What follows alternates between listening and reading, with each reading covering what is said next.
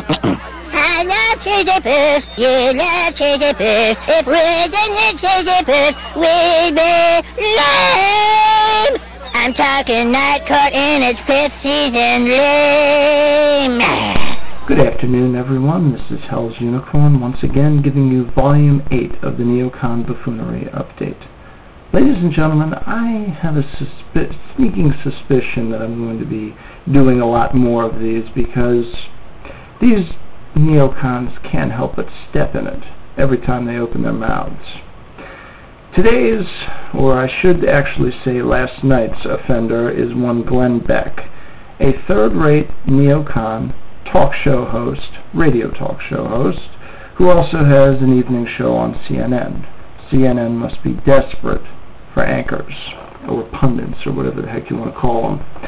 Anyway, Mr. Beck has suggested that we, Ron Paul supporters, who donated on the 5th of November, are terrorists. Domestic terrorists, but terrorists nonetheless. He didn't say so in so many words, but all you have to do is listen to the first minute of his mindless ravings to know that that is exactly what is implied, and it's the only way that his words can be taken. Now, he particularly focuses upon the history of November 5th.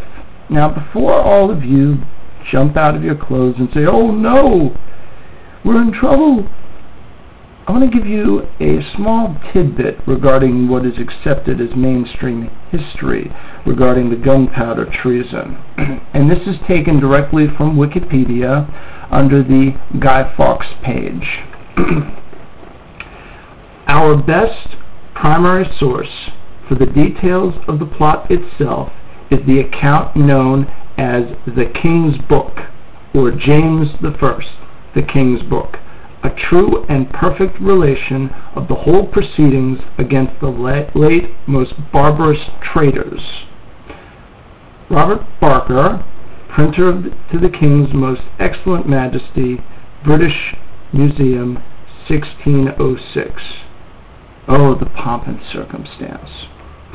Although this is a government account, red flag goes up, and details have been disputed, another red flag up, it is generally considered to be an accurate record of the history of the plot.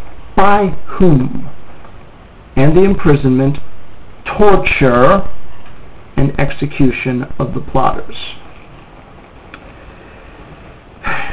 Ladies and gentlemen, it is my personal opinion that any American who takes this at face value is not what I would recall someone who is acting in a manner becoming of an American. I don't care if you're Catholic or Protestant. To put this much faith blindly into a government of the kind that Britain has is shameful. It doesn't mean that the historical account isn't correct, but so many people just accept this without questioning it, and that has to stop. Now, moving on, Mr. Sands, one of Mr. Beck's guests, the great-grandson of Winston Churchill, a person whom I think history has treated a little too kindly, basically helped to bolster the official government account of this event. And he is, basically a worthless pundit who doesn't really deserve much attention, so I'm just going to say, I know that you're propagating the message of the British government. I'm not buying it. Just like my ancestors who fled from England when your government was starving us to death didn't believe it.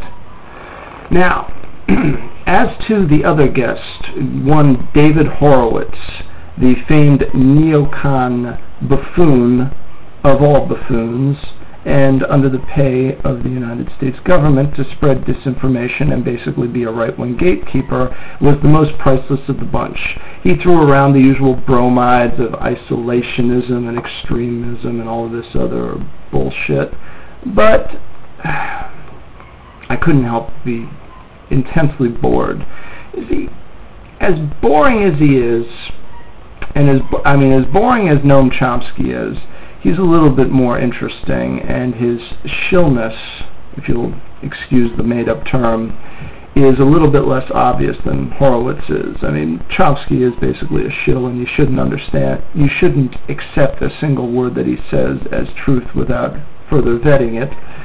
But Horowitz is just so blatantly, obviously a Zionist shill that it just goes without saying.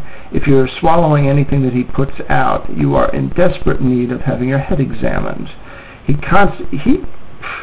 Everybody else that I know of can no longer defend the current government, but yet he still can. And I think because he still can, a lot of others can, and that's very troubling. So what is my sum up of this whole thing here? These people are frightened, obviously. I mean, anyone who's having their power threatened would be. And so they're resorting to smear tactics. And it's important for us as supporters to recognize this for what it is and to respond appropriately. The best way to take care of this is not to give Glenn Beck more traffic at his website. That's what he wants. I would attack him where it hurts. His sponsors. Organizing boycotts is a good way to go, I think. Just make sure that, unlike the Kucinich crowd, that you actually follow through on it. In conclusion, I would just like to mention that for a while, a few years back, I would occasionally tune into his show, Glenn Beck's show, that is, and he had a lot of, fourth-rate punk rock music on as his theme music. He had some goofy mainstream pop-punk band, I don't remember what their name was, performing his theme song. And he would occasionally feature Green Day's American Idiot on his radio show. Now, how's that for interesting? Good old Green Day. Remember the famous Bush Bashers? Apparently, it seems that either they or their recording company sold the rights for the use of that song to Glenn Beck. I find that amusing to the point of absurdity. Not that I've ever really been crazy about Green Day. Generally, since 1993, they've basically sucked something awful, but it just goes to show you, things are not always what they seem.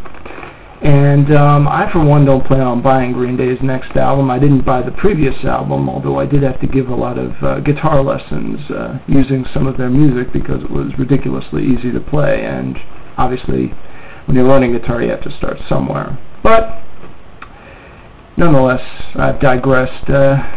Take from this what you will, and I'll see you next time. With prudence to myself and benevolence to all of you, good evening.